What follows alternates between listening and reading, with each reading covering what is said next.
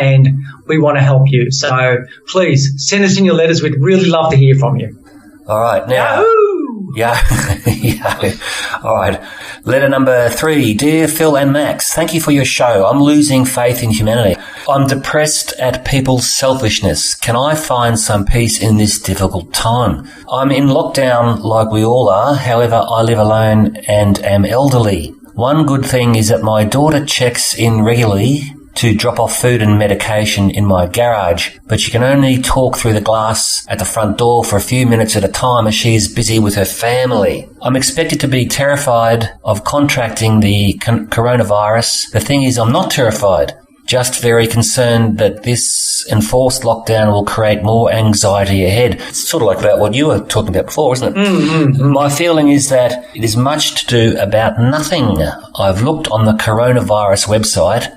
I suppose there's probably a lot of them. And in Australia, we're as bad as other countries. How long do you think this will go on? Signed, Disillusioned Senior, Margaret from, I won't read out the suburb, but what I'm reading from that is just frustration and a bit of anger, really. What are you getting from that? I'm getting that too, and I'm on her side. I know myself, my anxiety is heightened. It's not right, and it seems excessive. I don't know. Look, I'm sure public safety is very important, but I don't want to sound political here, Max. I really don't. I don't want to sound like a conspiracy theorist or anything like that at all. But I don't know anyone who's got the condition, and I don't know anyone who knows someone who's got the condition. So, I mean, but the thing is, Phil, I don't know anyone who's had scarlet fever, but I know that people have had it in the past. But scarlet fever isn't around at the moment, is it? No, but the plague is. No. What's the plague? What do you mean by the plague? The bubonic plague. Sorry, the bubonic plague. Is that still happening, is it? Yes. People die from it every year. Not many, but people do. It's in America, in India, I think. Well, the numbers that they're claiming with coronavirus don't compare with the bubonic plague or scarlet fever. Okay, fair. So I like this Shakespearean quote there, much to do about nothing. Yes, much to do about nothing. A comedy. Not that I'm a big fan of Shakespeare's comedies. They weren't very. they weren't very funny, but it's a good line anyway. How very lowbrow of you, Phil. I'm a lowbrow sort of guy. You are a lowbrow sort of guy. Yeah. I'm not sure that we're as bad as other countries. Australia's actually faring very well. We are actually, yeah. Yeah.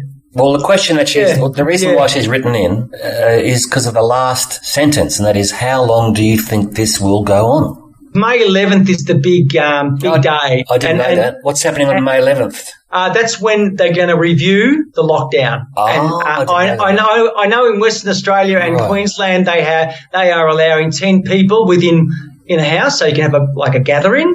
You can do that now. Yes, I heard about that. And restaurants, I think that includes restaurants. And New South Wales has golf courses going. For goodness sake, you can't play golf in Victoria. I just find that ridiculous.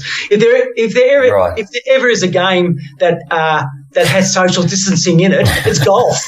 You know what I mean? It's inherently right. Okay. It's inherent social distancing. You know, it's not like you're kind of getting a cuddle before you have a shot or anything like that. There's not much of that going on. It's all, I think that's been a bit of a problem in the past. That's why people walk around with clubs. Very good. Very good. Very, very good. No, but jokes aside, you do make a good point. Yeah. I think May 11th in this state anyway, we are so far behind in this state. It's just ridiculous. Anyway, I just feel that how long is it going to last? It's a good question, but like I say, the main thing what I'm reading here is frustration. And I'm feeling it. Yeah, I'm feeling it, Max. Me too. All right, so thank you, Margaret. Thank you, Margaret. And we're with you, Margaret. And it shouldn't be too long, sweetheart. It shouldn't be too long. And yeah, good on you.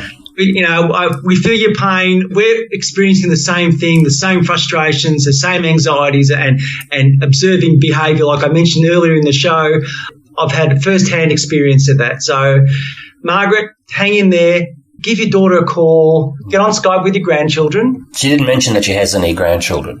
Oh, okay. Oh, well, that was her daughter. That was her daughter. The daughter was busy with her family. So Yeah, what am I talking about? Yeah, you're right. How we've helped. Now, Phil, we come to the fourth and final letter. It's a pretty short one here. Here we go.